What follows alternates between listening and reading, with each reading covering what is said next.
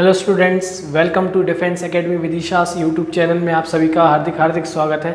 जैसा कि हम पढ़ रहे थे, प्रीपोजिशन हमारा टॉपिक चल रहा है। कल से हमारा प्रीपोजिशन स्टार्ट हो चुका है। प्रीपोजिशन में हम ये समझेंगे कि हमने कल क्या क्या समझा है। प्रीपोजिशन में आगे हम और रूल्स भी करेंगे, क्योंकि हमारे पास बाय है, इन है, और भी जितने भी प्रीपोजिशन है उनका हमें यूज़ करना है। ठीक है।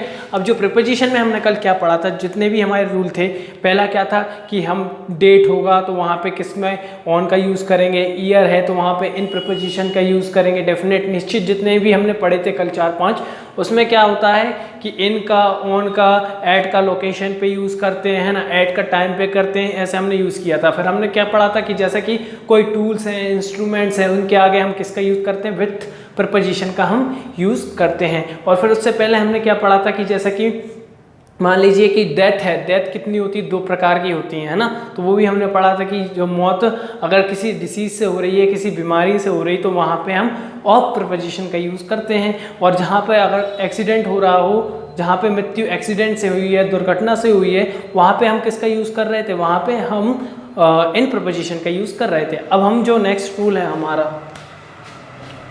4th था, शायद 4th रूल कह रहा था हमारा, रूल नंबर 4th ये बोल रहा था। एक बार और अच्छे से समझा देता हूँ, क्योंकि देखो समझना है तो बहुत अच्छे से समझोगे, समझने से ही आएगा। इंग्लिश आपको समझने से ही आती है। ठीक है। ये जैसा कि मान लो एक फ़ैन है, फ़ैन तो स्थिर होता है, मतलब जो सरफेस है ऊपर की, जो सतह पर टिका होता है फ़ैन, लेकिन क्या कर रहा है, वो मूवमेंट करता है। क्या करता है, वो मूवमेंट करता है। मान लीजिए ये फ़ैन है, घूम रहा है, मूवमेंट कर रहा है, मतलब क्या कर रहा है, ये गति है ना, मोशन कर रहा है। तो ये मोशन कर रहा है, ये अपनी स्थिर जगह पे घूम रहा है, तो वहाँ पे हम किसका प्रीपोजिशन का यूज़ करते हैं, हमेशा याद रखना। जो भी ऊपर कोई भी चीज़ है, किसी चीज़ से, सतह से ऊपर टिकी हुई है, तो वहाँ पे हम किस प्रीपोजिशन का यूज़ करेंगे, हमेशा एबव प्रीपोजिशन का यूज़ करते हैं। ठीक है। ये आया होगा आपको समझ में। फॉर एग्जाम्पल ले लेते हैं। ठीक है।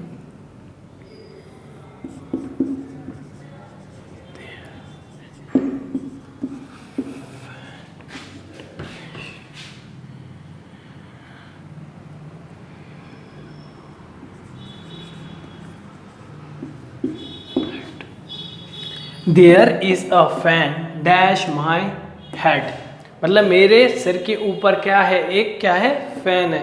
ठीक है, समझ में आया हिंदी में। तो यहाँ हेड कैसे समझे आप, there is a fan, fan है तो फैन नीचे तो कभी लगेगा नहीं, है ना, तो ऊपर ही लगेगा। तो वहाँ पे क्या है, fan above my head. I hope आपको ये समझ में आया हो। ठीक है, आगे बढ़ते हैं सेकेंड रूल पे। लिख लेना, पेपर और कॉपी कृपया लेकर बैठें और नोट करते चलिए। ठीक है, या फिर स्क्रीनशॉट ले लें, या फिर बाद में लिख सकते हैं। ये हो गया आपका। अब नेक्स्ट है, जैसे कि मान लो सेकंड है हमारा, जो है टेबल। मान लीजिए ये क्या है, एक मेज़ है, टेबल है ना। इसके ऊपर मान लीजिए एक छोटी सी क्या रखी है, किताब रखी है, बुक रखी है। तो बुक किस पर टच कर रही है, किसकी सतह पर टच कर रही है, टेबल के ऊपर एक बुक रखी है। मैंने क्या कहा था कि जो नीचे है, कोई भी चीज़ किसी के ऊपर रखी हो, जैसे मेरा पेन है, ये पेन है, मार्कर है, मार्कर किसके ऊपर रखा है, मेरे हाथ के ऊपर रखा है। तो हाथ के ऊपर जो भी चीज़ें रखी हो, है ना, किसी भी चीज़ से रखी है, तो वो वहाँ पर क्या लगेगा, हमेशा हम किस प्रीपोजिशन का यूज़ करेंगे, ऑन प्रीपोजिशन का यूज़ करेंगे। ठीक है, प्रयोग होगा। ठीक है। अब मान लीजिए इसके नीचे एक छोटा सा क्या है, रैट है, चूहा है। अब वो क्या कर रहा है, इसके नीचे छुपा है। अब कोई भी चीज़ किसी के नीचे छुपी हो, है ना, कोई भी किताब, कुछ भी नीचे पड़ा हो, तो उसके नीचे क्या आएगा, अंडर। किसी के नीचे छुपना मतलब क्या होना, अंडर होना, है ना। तो क्या होगा, एग्जाम्पल,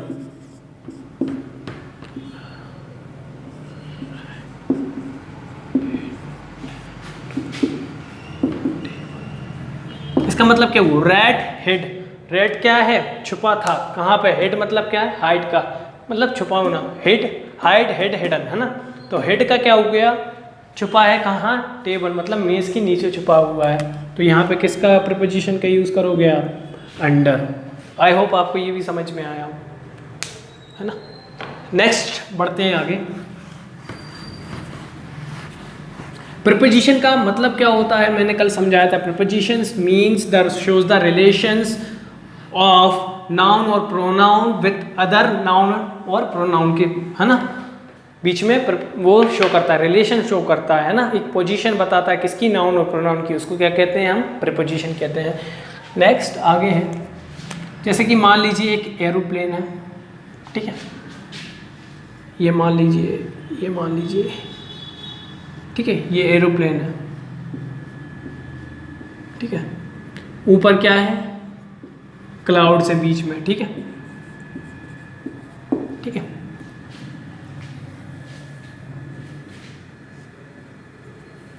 एग्जाम्पल लिख देता हूं,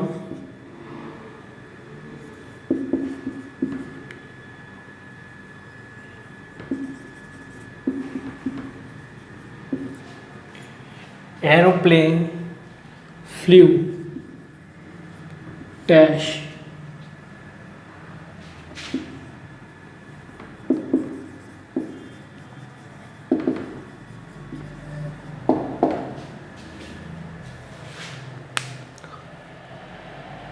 अब यहाँ समझना, पहले हमने क्या पढ़ा था कि फैन था, फैन ऊपर मतलब दीवार के ऊपर टंगा हुआ है ना, तो वो ऊपर सतह पे टच था, तो वहाँ पे हमने किसका यूज़ किया था, अबव का, ठीक है। बुक किसी के ऊपर रखी थी टेबल के, तो हमने कहा कि कोई चीज़ ऊपर रखी है तो उसमें किस प्रीपोजिशन का यूज़ किया था, हमने ऑन प्रीपोजिशन का यूज़ किया था। फिर हमने नेक्स्ट क्या पढ़ा था कि जो टेबल जो नीचे क्या है, चूहा है, चूहा कोई कहीं भी हम छुपते हैं, हाइड करते हैं, तो वहाँ पे किसका यूज़ होता है, अंडर का प्रीपोजिशन का हम यूज़ करते हैं। अब यहाँ पे थोड़ी कंडीशन अलग है, एरोप्लेन कहाँ उड़ रहा है, एयर में, आसमान में उड़ता है ना, तो वो किसी से टच है, सोचो दिमाग में, आकाश में अगर किसी चीज़ से मतलब टंग के जो जाता, ऐसा हो सकता है, पॉसिबल नहीं। एरोप्लेन क्या कर रहा है, स्वयं उड़ रहा है, किसी भी मदद के सहारे, है ना, उड़ रहा है वो, ठीक है। तो वहाँ पर क्या हो रहा है, मोशन कर रहा है, मोशन हो रहा है, और वहाँ पर क्या हो रही थी, गति हो रही थी सिर्फ पंखे की, ना कि दीवार की, ना कि रूफ की, छत की, है ना, जो छत की दीवार है वहाँ पे क्या नहीं हो रही थी, गति। अगर छत की दीवार की गति होती तो पंखा फिर चलता क्या, नहीं चलता ना। तो यहाँ पे क्या, aeroplane flu dash the buildings, है ना।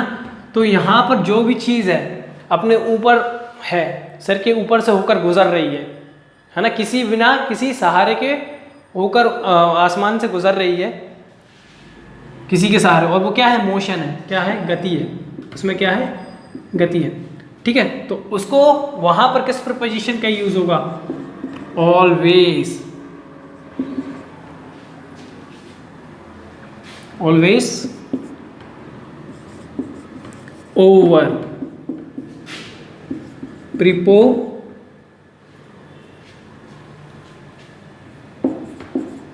प्रीपोजिशन का, ऑलवेज किसका, ओवर प्रीपोजिशन का हम यूज करेंगे, ठीक है।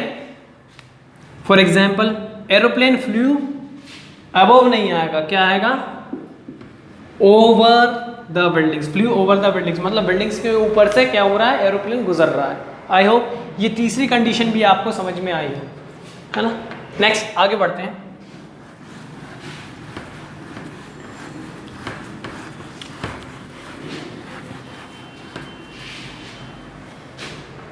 रूल नंबर 5 है, एक और एग्जाम्पल ले लो इसके, ठीक है। एग्जाम्पल जैसे कि 2 3 तो हो गए थे, चौथा एग्जाम्पल ले लीजिए आप, फ्लू ओवर माई हेड। जैसा मान लीजिए आप कि किसी, चलो छोड़ो आगे बढ़ते हैं, अपन बाद में समझाऊंगा, वो टॉपिक थोड़ा अलग है, ठीक है। रूल नंबर क्या है आपका,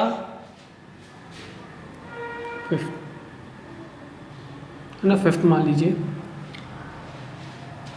जैसे कि आपके सेंटेंस में क्या हो, गुड हो, बैड हो, गुड का मतलब अच्छा, बैड का मतलब बुरा। अगर सेंटेंस में आपके क्या आ जाए, कोई अच्छी बात आ जाए, कोई बुरी बात आ जाए, है ना, अच्छी बात कैसी, कोई क्वालिटी दर्शा दे, अच्छी क्वालिटी, कोई बैड क्या है, कोई खराब गुण को दर्शा दे, तो वहां पर किस प्रपोजिशन का यूज होगा? हमेशा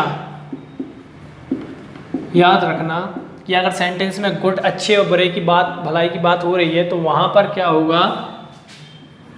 एट प्रपोजिशन का यूज होगा। किसका? एट प्रपोजिशन का यूज होगा। For example, she is good dash cooking. ठीक है, एक और ले लो second, Ramesh is bad at physics. ठीक है, वो किसमें अच्छी है? खाना बनाने में वो क्या है? पूर्ण रूप से अच्छी है। तो वहां पे किस में आ गया? एट प्रपोजिशन का यूज आ गया, क्योंकि हमें सेंटेंस में पता है कि हमें लिंक मिल गई है कि उसमें क्या है? गुड का यूज हुआ है, तो वहां पे क्या आएगा? प्रपोजिशन ऑलवेज एट का आएगा, है ना? एट आएगा। नेक्स्ट है, Ramesh is bad dash physics. अब क्या है? जो रमेश है उसकी फिजिक्स क्या है? बहुत ही वीक है, बहुत ही खराब है, तो वहां पे किसका यूज होगा? बैड आ गया, तो वहां पे क्या आएगा? एट यूज होगा। Ramesh is bad at physics. I hope आपको समझ में आया हो।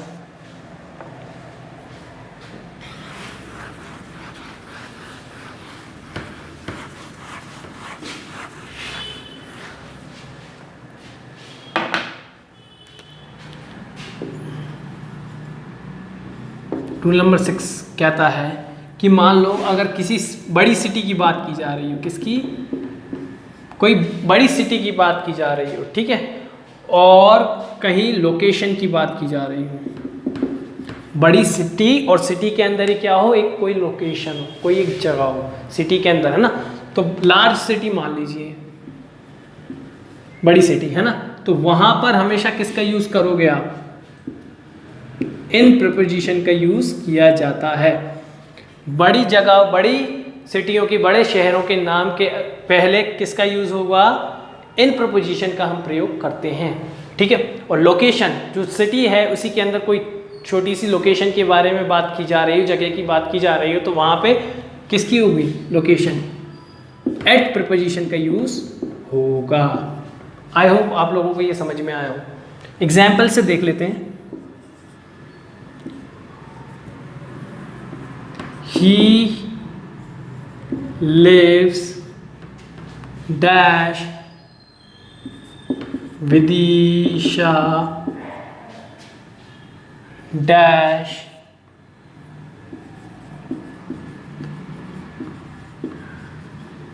माधवगंज। वो कहाँ रहता है? विदिशा में। तो विदिशा क्या है? एक बड़ी सिटी है। तो यहाँ पे क्या आएगा? इन प्रीपोजिशन का हम यूज करेंगे। ठीक है, और यहाँ पे क्या है? माधवगंज। अब वो विदिशा के कहाँ है? माधवगंज में। तो माधवगंज की क्या बता दी? लोकेशन बता दी। तो वहाँ पे इनका नहीं यूज करेंगे, क्या करेंगे? एट का यूज करेंगे, लोकेशन के बारे में, जगह के बारे में। आई होप ये भी आपको समझ में आया हो।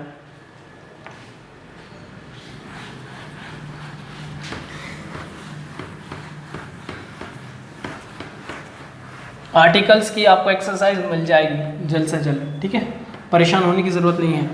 और आपको ये कन्फ्यूजन है कि बुक्स कौन सी लें, है ना? जेल प्रहरी के लिए और एसआई के लिए जिस पे लूसेंट है वो लूसेंट ले सकते हैं। आई होप कि एक और बुक है जो बीडी सिन्हा के नाम से आती है, वो भी ले सकते हैं आप, है ना? और मैं ये कहना चाह रहा था, एक और रूल कर लेते हैं अपन, रूल नंबर 7। ठीक है, रूल नंबर 7 में मान लीजिए कि कोई लोकेशन है, कहीं व्यक्ति कहीं खड़ा है। मान लीजिए ये स्टेशन है, स्टेशन में ये व्यक्ति खड़ा हुआ है। ठीक है, तो वहाँ पर कोई लोकेशन है, लोकेशन के हमेशा जगह के पहले मैंने क्या कहा? कोई जगह होगी, जगह से पहले किस प्रपोजिशन का यूज़ करोगे? एट प्रपोजिशन का यूज़ करोगे। ठीक है, फॉर एग्जाम्पल ले लीजिए आप, he is fitting his